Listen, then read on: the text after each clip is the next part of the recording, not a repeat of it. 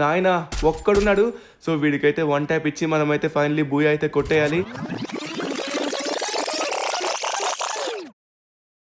నువ్వు ఇలా ఏ head shot చూసైతే మురిసిపోతున్నావో ఆ హెడ్ షాటే నువ్వు కొట్టలేక నీ బూయా కూడా మిస్ అయిపోతుంది. ఇదే గేమ్ కాదు, నువ్వు ఎన్ని గేమ్లు ఆడినా కూడా నీకు ఇలానే జరుగుతుంది. నువ్వు అనుకున్న హెడ్ షాట్ ఎప్పుడు నీకు ఫెయిల్ అయ్యి నీ బూయాని దూరం చేస్తుంది. ఇది నా శాపం.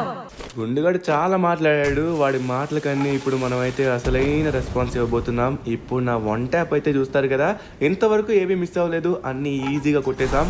లాస్ట్ అండ్ ఫైనల్ షాట్ ఈజీగా మిస్ అయింది. ముందుకు వెళ్తున్నాడు. వీడు చూడలేదా? వెనక్కున్నారా రే, వెనక్కున్నారా?